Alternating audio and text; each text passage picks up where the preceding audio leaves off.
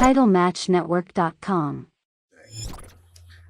But I waited him out, and finally Bruce Pritchard calls me one day and he says, okay, he said, we got an idea. So we want to put you and Bradshaw together. So we want you to be the BlackJacks.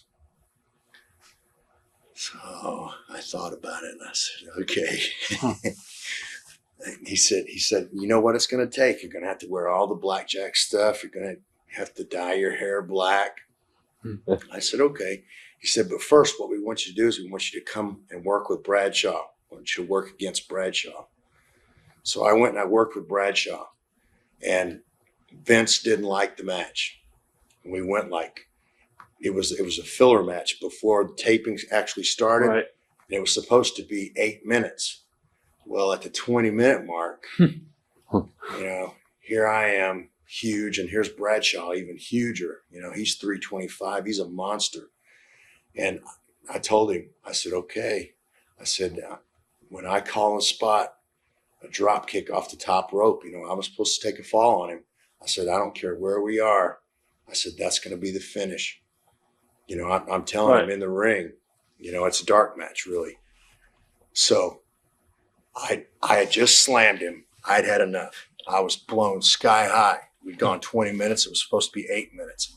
I slammed him, and I said, drop kick off the top rope. And just as I turned, the referee said, small package, go home, go home. So I thought, okay, somebody's either tired of watching this or the ribs up. So I didn't have to throw the drop kick off the top rope. And all I did is just as it picked him up, just a small package. Well, we went back in the dressing room. We had to pass Vince on the way by. He didn't say a word. So I went in my dressing room, man. We were in West Virginia, so we're at elevation too, like 15,000 feet or whatever. So it wasn't 15,000 feet, it was about 8,000 feet. But still, I was winded, and I had been working for, months. So he sends Jay Strongbow to me and he says, Vince wants you to go do the match again. He says, but we're going to use somebody else. He said, we want you to work with Tony Anthony. So I said, oh, man, I can't believe this. So I was standing in the shower when he told me this. So I had to throw all my shit back on. He still wanted me to do that. He was still wanting the Stalker thing. So I had to paint my face back up. And I was pulling my stuff on as I was going to the ring. I was pulling my boots on and still finishing up, and the music's playing. Another dark match. This one wasn't as long, but they said 8 minutes again. So I said, Tony, I said, they just did this to me, and there was no match in between. It was like, bam. I came back, I stripped my shit off and I was in the shower going, So then sent me right straight back out. I had to dress and everybody screaming, come on, come on, come on. Right. Get your ass out there. Vince wants it back right now.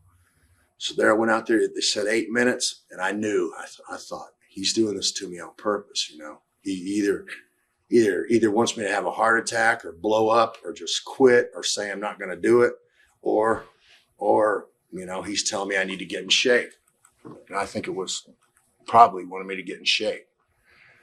But this time we went 8 minutes. When the ref gave us the cue, it was 8 minutes. I couldn't believe it. Brother, that was when I decided. I said, I got to get back into shape. So he didn't book us for about didn't book me for about a month because I went home and I got back in better shape. And then that's when they called me to TV in Chattanooga, Tennessee. So I show up at the building and Vince goes, you haven't done your hair. And I said, what? He said, you're supposed to be Blackjack tonight. And I look at Bradshaw, who's across the room, and Vince says, Bradshaw, you're supposed to have black hair. What's the deal? You're the Blackjacks tonight. What's going on? Vince sent us right then. We had to leave the building. It was I think it was on a late Saturday evening. We had to go find a hair salon. I mean, my hair was about as long as it is now. Cut the hair off. You know, he wanted it short. Right. We both cut our hair, man. I mean, there's hair this long laying on the floor from me and Bradshaw. And then we had to go do the dye job. So there it is. I said, okay. I said, man, they didn't have time to do us at the salon. They cut all of our hair off. They couldn't believe it, man. There was like 4 people there that said, you 2 guys are cutting your hair off? You know, the shards. You know what I did? I gathered it up and I bunched it in a ponytail and put a strap around. I still got it at my house. Right. It's hanging in right by my computer. So I had a big old mustache. So I said, okay, here we go. We're going to the pharmacy, or not the pharmacy, but the Eckert's Drugs. And I said, we're going to go get the blue black. And I said, we'll do each other. I said, I've done blonde before. I said, we'll see what happens with black. We went and did the black. And the next night he had us on TV as the BlackJacks. And we both on our heads, because where that black dye goes, when you get it on your skin, it doesn't come off. It looked like the tops of our heads and the top of our ears were painted.